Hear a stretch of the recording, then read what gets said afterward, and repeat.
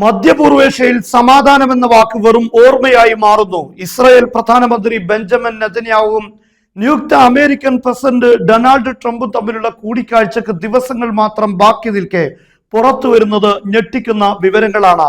ഗസയോ ലബനനോ അല്ല, ഇത്തവണ ഇസ്രായേലിന്റെ പ്രധാനപ്പെട്ട ലക്ഷ്യം ഇറാൻ തന്നെയാണ്. എന്താണ് വരാനിരിക്കുന്നത്? ഇറാനെതിരെ ഇസ്രായേൽ തയ്യാറാക്കുന്ന ആ രഹസ്യ പദ്ധതികൾ എന്തൊക്കെയാണ്? ഡിസംബർ 29 ഈ തീയതി ലോകം ഉറ്റുനോക്കുന്നത് ഇസ്രായേൽ പ്രധാനമന്ത്രി ബെഞ്ചമിൻ നെതന്യാഹുവും അമേരിക്കയിൽ വെച്ച് ഡൊണാൾഡ് ട്രംപിനെ കാണാൻ പോവുകയാണ്. എന്നാൽ NBC ന്യൂസ് പുറത്തുവിട്ട റിപ്പോർട്ടുകൾ പ്രകാരം ഇതൊരു സൗഹൃദ സന്ദർശനമല്ല. ഇറാനെതിരെ പുതിയൊരു സൈനിക ആക്രമണം നടത്താനുള്ള അനുമതി തേടലാണ് നെതന്യാഹുവിന്റെ പ്രധാനപ്പെട്ട അജണ്ട.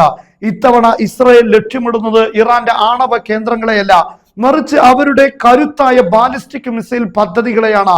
എന്തുകൊണ്ടാണ് ഇസ്രായേൽ ഇത്ര പെട്ടെന്ന്? ഇത്തരം ലളിതമാണ്, ഇസ്രായേലിനുള്ള ഭയം തന്നെയാണ്. കഴിഞ്ഞ തവണ ഇറാൻ നടത്തിയ ആക്രമണത്തിൽ ഏകദേശം 400ഓളം ബാലിസ്റ്റിക് മിസൈലുകൾ ഇസ്രായേലിന് നേരെ പാഞ്ഞെടുത്തത്. എന്നാൽ ഇസ്രായേലിന്റെ അഭിമാനമായ ആരോ അമേരിക്കയുടെ താഡ് മിസൈൽ പ്രതിരോധ സംവിധാനങ്ങളെ ഇവ കാര്യമായി ബാധിച്ചിരുന്നു. ഇനിയും ഇതുപോലൊരു ആക്രമണം ഉണ്ടായാൽ തടുക്കാൻ ഇസ്രായേലിന്റെ കൈവശം മതിയായ പ്രതിരോധ മിസൈലുകൾ ഉണ്ടായേക്കില്ല. ഇറാൻ ഒരു പുതിയ സമവാക്യം സൃഷ്ടിച്ചിരിക്കുകയാണ്. ചെലവ് കുറഞ്ഞ മിസൈലുകൾ ഉപയോഗിച്ച് ശത്രുവിന്റെ കോടികൾ വിലമതിക്കുന്ന പ്രതിരോധ സംവിധാനങ്ങളെ തകർത്ത് കളയുക. ഇവിടെയാണ് കാര്യങ്ങൾ കൂടുതൽ ദുരൂഹമാകുന്നത്.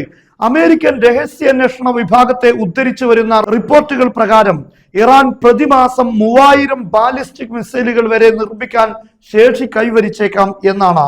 ഇത് ഒരുപക്ഷെ അതിശയോക്തിയാവാം. എങ്കിൽ മാസം 250 മുതൽ 300 മിസൈലുകൾ വരെ ഇറാന് നിർമ്മിക്കാൻ സാധിക്കുന്നുണ്ട് പോലും. ഇത് ഇസ്രായേലിനെ സംബന്ധിച്ചിടത്തോളം പേടി സ്വപ്നമാണ്. ഇതിന് പിന്നിൽ ചൈനയാണെന്ന ആരോപണവും ശക്തമാണ്. മിസൈലുകൾക്ക് വേണ്ട ഇന്ധനവും മറ്റു സാങ്കേതിക സഹായങ്ങളും ചൈനയിൽ നിന്നാണ് ഇറാനിലേക്ക് ഒഴുകുന്നത്. ട്രംപിന്റെ മേശപ്പുറത്ത് നെതന്യാഹു വെക്കാൻ പോകുന്ന ഓപ്ഷനുകൾ ഇവയാണ്: ഇസ്രായേൽ ഒറ്റയ്ക്ക് ഇറാന്റെ മിസൈൽ കേന്ദ്രങ്ങൾ ആക്രമിക്കുക, അമേരിക്കയുടെ രഹസ്യാന്വേഷണ സഹായത്തോടെ ആക്രമണം നടത്തുക, അതല്ല എങ്കിൽ അമേരിക്കയും ഇസ്രായേലും ചേർന്ന് ഈ സംയുക്തമായ ആക്രമണം നടത്തുക. ഇതിൽ ഏത് തെരഞ്ഞെടുത്താലും ഫലം ഭീകരമായിരിക്കും. പക്ഷെ ഇറാൻ കയ്യും കെട്ടി നോക്കി നിൽക്കുമോ? ഇല്ല എന്ന് തന്നെയാണ് ഉത്തരം. ഇത്തവണ ആക്രമണം ഉണ്ടായാൽ 400 മിസൈലുകൾക്ക് പകരം 1000-ലധികം മിസൈലുകൾ ഒരേ സമയം ഇസ്രായേലിലേക്ക് തൊടുത്തുവിടാനാണ് ഇറാന്റെ പദ്ധതി.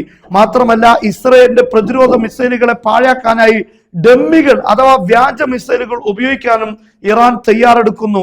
റഷ്യയുടെ സഹായത്തോടെ ഡ്രോണുകളിൽ ആകാശത്ത് വെച്ച് തന്നെ ഹെലികോപ്റ്ററുകളെ തകർക്കാൻ കഴിയുന്ന മിസൈലുകൾ ഘടിപ്പിക്കാനും ഇറാൻ ശ്രമിക്കുന്നുണ്ട്. ഗാസയിലും ലെബനാനിലും വെടിനിർത്തലിന് ശ്രമിക്കുമ്പോഴും അതിലും വലിയൊരു യുദ്ധത്തിനുള്ള കോപ്പുകുട്ടലുകൾ അണിയറയിൽ നടക്കുന്നു. ഡിസംബർ 29 കൂടിക്കാഴ്ച മധ്യപൂർവേഷ്യയുടെ വിധി മാറ്റിയെഴുതുമോ?